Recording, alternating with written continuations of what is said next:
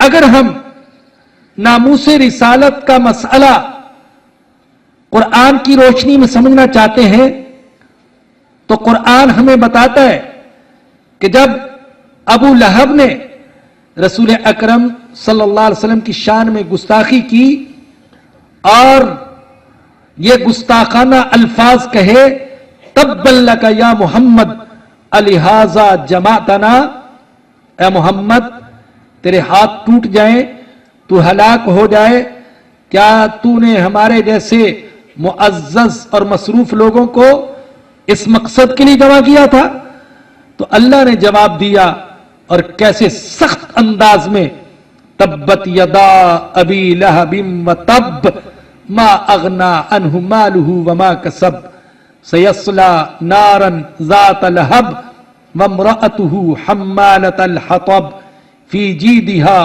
حبل من مسد۔ اور جب ولید بن مغیرہ نے رسول اکرم صلی اللہ علیہ وسلم کی شان میں گستاخی کی تو اللہ نے سورہ قلم میں اس پر 10 عیب لگائے ہیں۔ ذرا کبھی مطالعہ کر کے دیکھیے گا اور ترجمہ پڑھیے گا، آپ کو اندازہ ہوگا کہ مسلمان تو مسلمان، خود اللہ اپنے نبی کی عزت و حرمت کے بارے میں کتنا حساس ہے۔ اللہ نے فرمایا وَلَا تُطِعْ كُلَّ حَلَّافٍ مَّهِینٍ ہماز مشاء بنمیم مناع للخیر معتد اثیم عتل بعد ذلك زنیم ان کان ذا مال وبنین اذا تتلی علیہ آیاتنا قال اساطیر الاولین۔ یہ کیسا شخص ہے؟ میرے نبی کی عزت و حرمت سے کھیلنے والا، حلاف، بہت قسمیں اٹھاتا ہے، مہین، ذلیل ہے، حماز، تانے دیتا ہے، مشاء بنمیم، چغل خور ہے، معتدن، حد سے تجاوز کرنے والا ہے، اثیم اور گناہگار ہے، مناع للخیر، نیکی کے کام سے روکنے والا ہے، عتل، سخت مزاج ہے، بعد ذلک زنیم، حرامی ہے، اور آخر میں فرمایا اذا تتلی علیہ آیاتنا قال اساطیر الاولین، جب اس کے سامنے ہماری آیات پڑھی جاتی ہیں تو کہتا ہے پہلوں کی قصے کہانیاں ہیں۔ 10 عیب لگائے ہیں رسول اقدس صلی اللہ علیہ وسلم کی ناموس سے کھیلنے والے پر۔ اور جب مشرکوں نے ایک موقع پر یوں کہہ دیا حضور اکرم صلی اللہ علیہ وسلم کے بارے میں، قلاہ اللہ وودعہ، اللہ محمد سے ناراض ہو گیا اور اللہ نے محمد کو چھوڑ دیا صلی اللہ علیہ وسلم، تو اللہ نے قسمیں کھا کر فرمایا والضحیٰ واللیل اذا سجا ما ودعک ربک وما قلا وللآخرۃ خیر لک من الاولی ولسوف یعطیک ربک فترضی۔ چاشت کی قسم اور رات کی قسم جب وہ چھا جاتی ہے، ما ودعک ربک وما قلا، نہ تو تیرے رب نے تجھے چھوڑا نہ تیرا رب تجھ سے ناراض ہوا، اور آنے والا دور تیرے لیے پہلے دور سے بہتر ہوگا، اور تیرا رب تجھے اتنا دے گا، اے میرے محبوب تجھے اتنا دے گا کہ میرے محبوب تو مجھ سے راضی ہو جائے گا۔ دنیا میں تو ہر مومن کی کوشش میں اللہ کو اتنا دوں، اللہ کے لیے اتنا دوں، اتنا مال دوں، اتنا وقت دوں، اتنی زندگی دوں، اتنی بندگی دوں، اتنی عبادت کروں کہ اللہ مجھ سے راضی ہو جائے۔ اور اللہ ہمارے آقا اور اپنے محبوب حضرت محمد الرسول اللہ صلی اللہ علیہ وسلم کو فرما رہے، اے میرے محبوب ہم آپ کو اتنا دیں گے کہ آپ مجھ سے خوش ہو جائیں گے۔ اور سورہ بقرہ کی آیت نمبر 104، یا ایھا الذین آمنوا لا تقولوا راعنا وقولوا انظرنا واسمعوا وللکافرین عذاب علیم۔ بعض سنگ دلوں نے اور پیغمبر دشمنوں نے حضور کے لیے راعنا کا لفظ استعمال کیا۔ اس لفظ کا ایک معنی صحیح بھی تھا اور ایک معنی غلط بھی تھا، لیکن چونکہ ان بدبختوں کی نیت غلط معنی کی تھی اور اپنے خیال میں وہ حضور کی توہین کر رہے تھے، تو اللہ نے ان سے تو خطاب ہی نہیں کیا، ان کو تو قابل خطاب سمجھا ہی نہیں،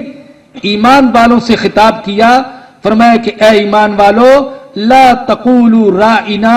آئندہ تم ایسا لفظ بھی استعمال نہ کرو جس لفظ سے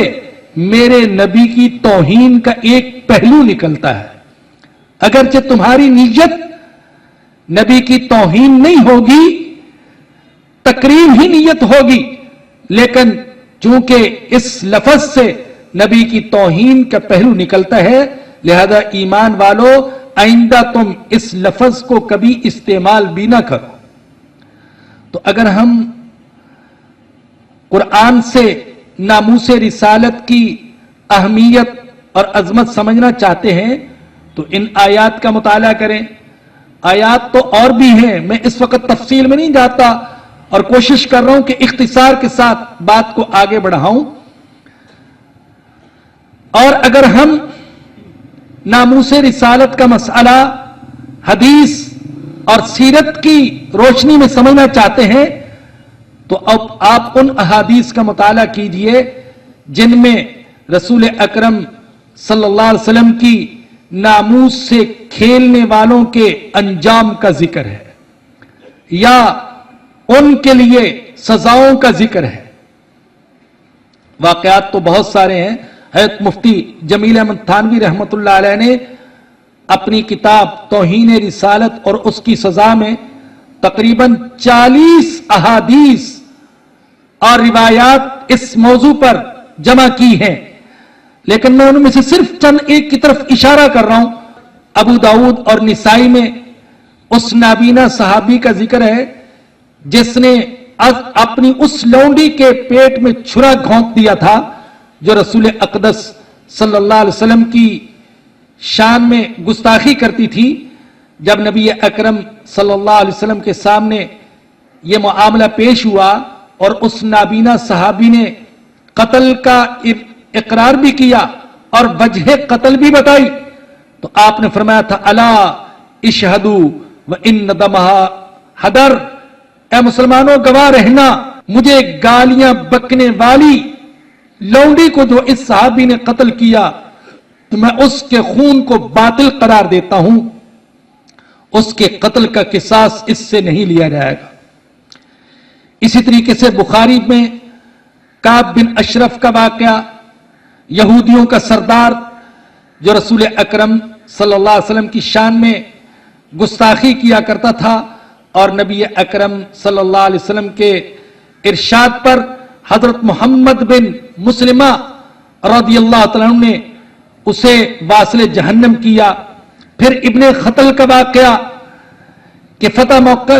کے موقع پر یوں تو نبی اکرم صلی اللہ علیہ وسلم نے سارے ظالموں کو اور ستمگروں کو معاف فرما دیا، لیکن یہ شخص جو کہ شان اقدس میں گستاخی کیا کرتا تھا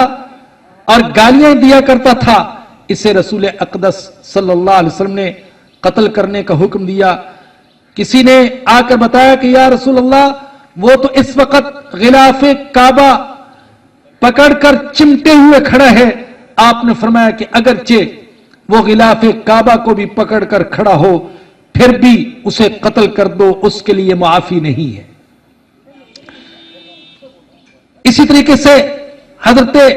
علی رضی اللہ عنہ کی روایت جس میں وہ فرماتے ہیں من سب نبیا قتل ومن سب اصحابہ جلد، جو نبی کو گالیاں دے اس کی سزا قتل ہے اور جو نبی کے صحابہ کو گالیاں دے اس کی سزا یہ ہے کہ اسے کوڑے مارے جائیں۔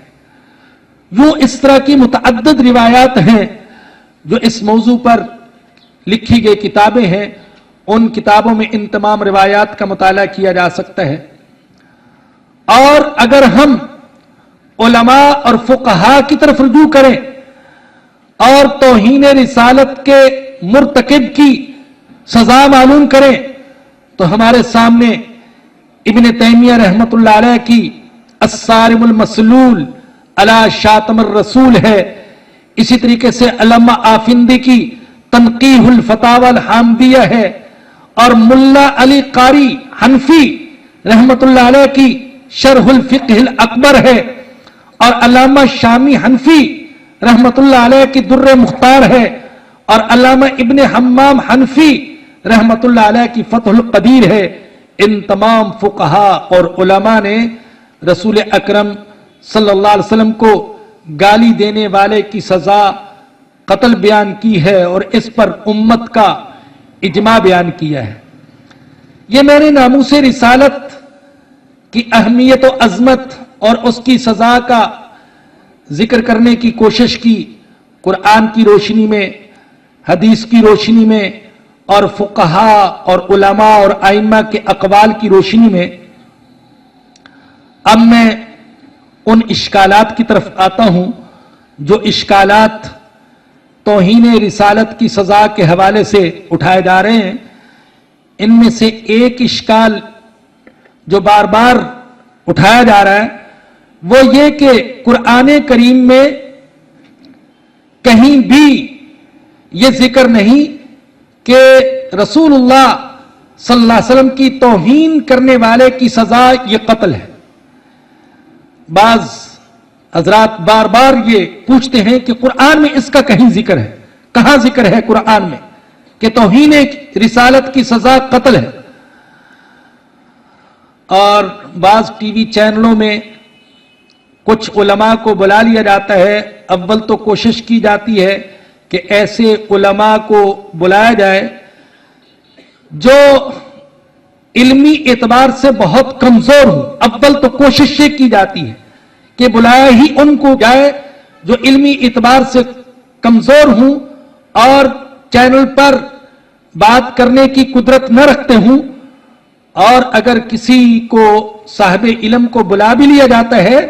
तो फिर हद्दुल इम्कान कोशिश की जाती है कि उसे कम से कम बोलने का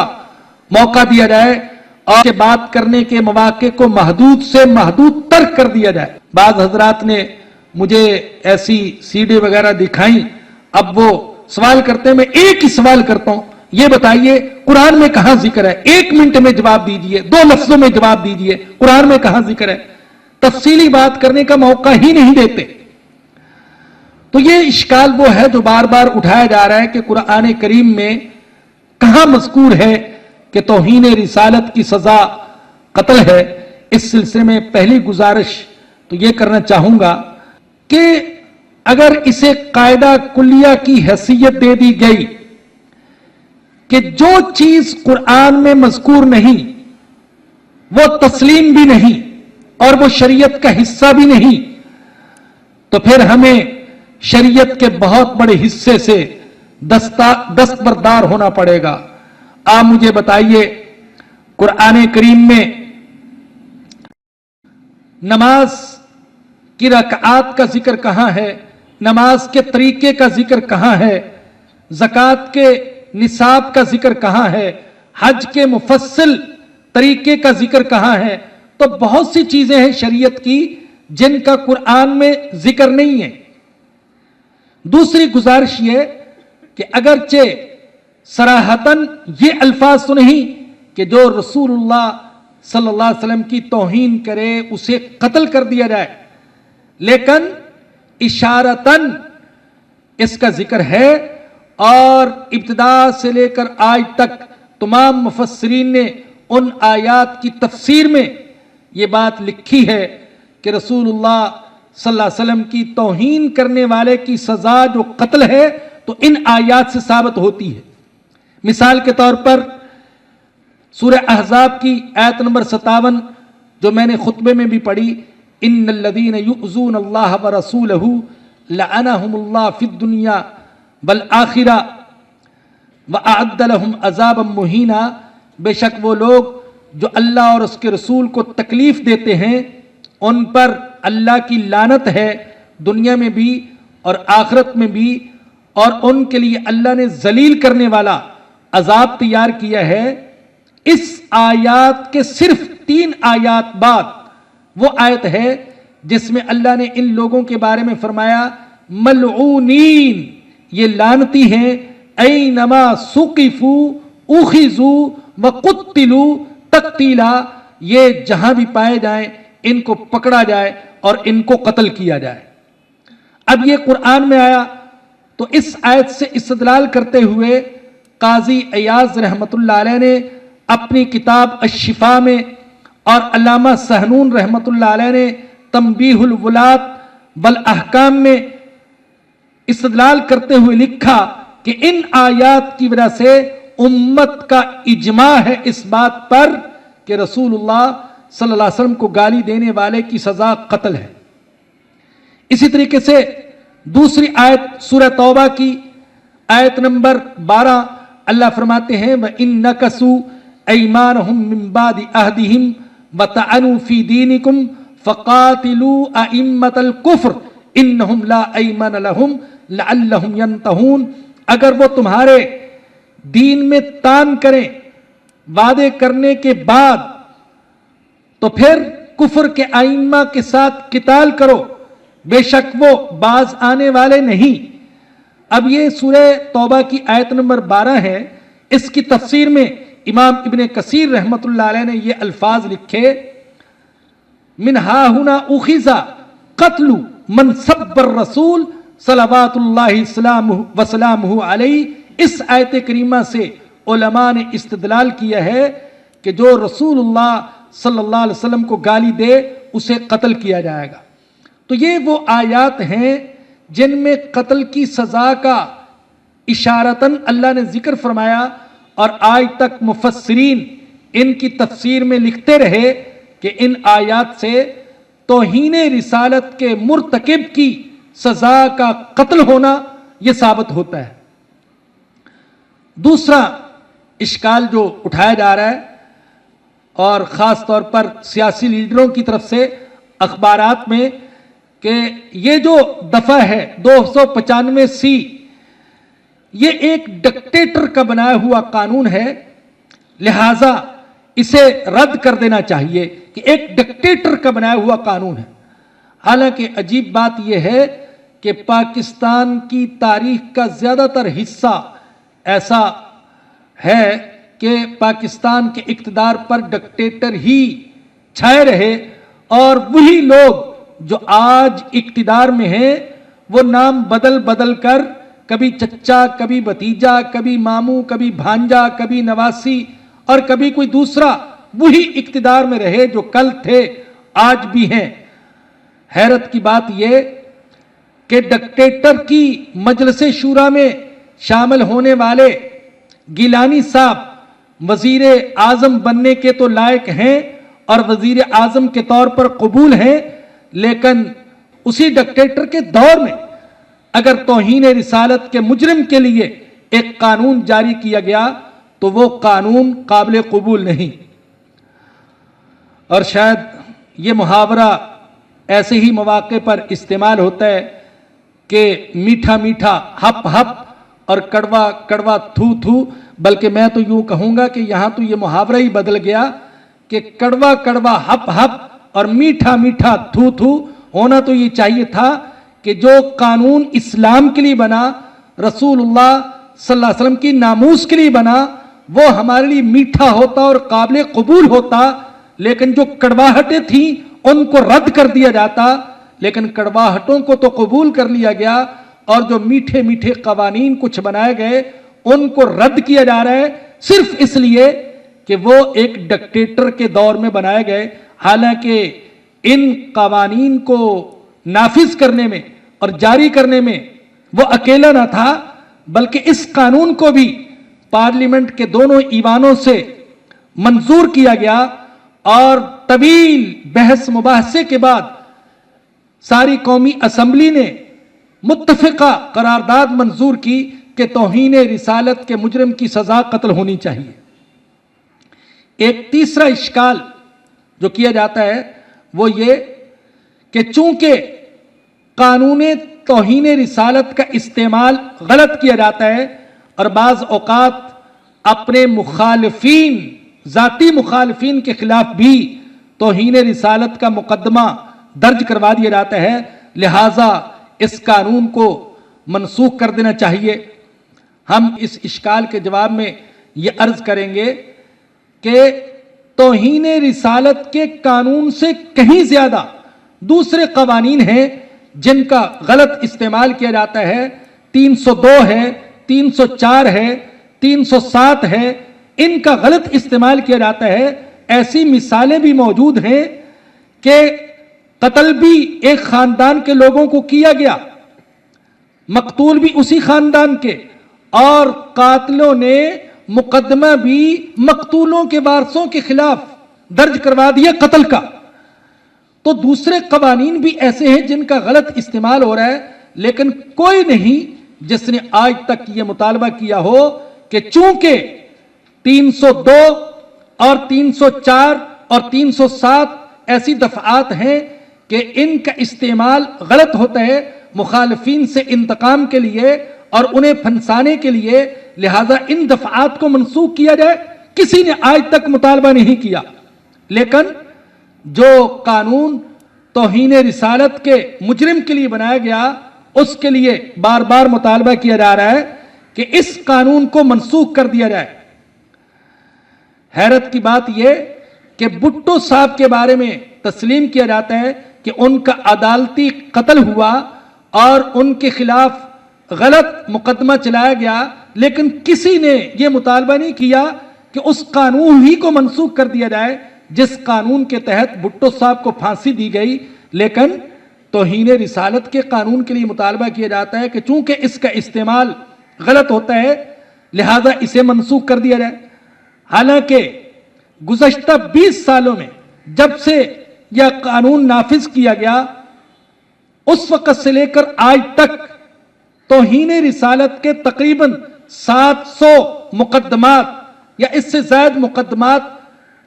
درج ہوئے، اور ان میں سے آدھے سے زیادہ مقدمات وہ تھے جو مسلمانوں کے خلاف تھے، اور پھر ان میں سے کسی ایک مقدمے میں بھی کسی بھی ملزم کو اور کسی بھی مجرم کو آج تک پھانسی کی سزا نہیں سنائی گئی۔ لیکن اس کے باوجود مطالبہ کیا جا رہا ہے کہ اس قانون کو منسوخ کر دیا جائے۔ ابھی حالیہ جو واقعہ پیش آیا ہے پنجاب میں توہین رسالت کا، اگر آپ غور سے اس واقعے کو دیکھیں اور اس مقدمے کو دیکھیں تو یہ بات سامنے آتی ہے کہ اس کے لیے آواز اٹھانے والوں کے سامنے اس ملزمہ کی حمایت سے زیادہ اور اس کی ہمدردی سے زیادہ ان کی توجہ اس بات پر ہے کہ کسی نہ کسی طریقے سے توہین رسالت کے قانون کو منسوخ کر دیا جائے۔ اور اس کے لیے نہ صرف پاکستان میں لادینی تنظیمیں متحرک ہیں بلکہ عالمی سطح پر بھی اس کے لیے آوازیں اٹھائی جا رہی ہیں۔ اور عجیب بات ہے کہ اب تو امریکہ کا گرین کارڈ اور مغربی ممالک کا ویزا حاصل کرنے کا یہ بڑا آسان نسخہ لوگوں کے ہاتھ میں آ گیا کہ ہمارے آقا حضرت محمد الرسول اللہ صلی اللہ علیہ وسلم کو گالیاں دو، قرآن کی توہین کرو، اور جب مسلمان اس کے خلاف آواز اٹھائیں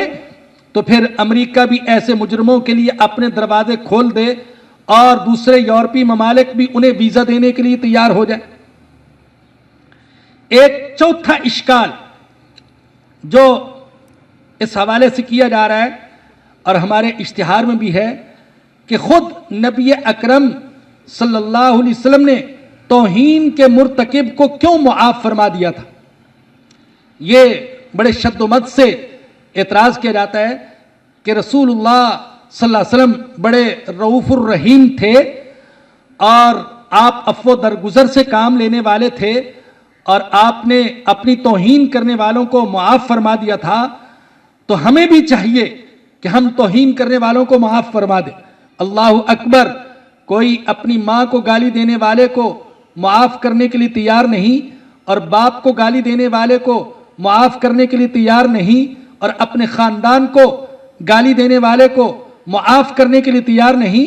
لیکن میرے آقا حضرت محمد الرسول اللہ صلی اللہ علیہ وسلم کی عزت و ناموس ہی اتنی ہلکی چیز بن گئی کہ اس کے بارے میں لیکچر دیے جا رہے ہیں کہ ہمیں عفو درگزر سے کام لینا چاہیے۔ تو جہاں تک اس اشکال کا تعلق ہے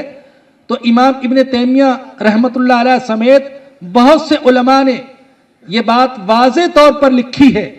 کہ خود نبی اکرم صلی اللہ علیہ وسلم کو تو یہ حق تھا کہ آپ کسی زیادتی کرنے والے کو معاف کر دیں، لیکن امت کو یہ حق حاصل نہیں ہے۔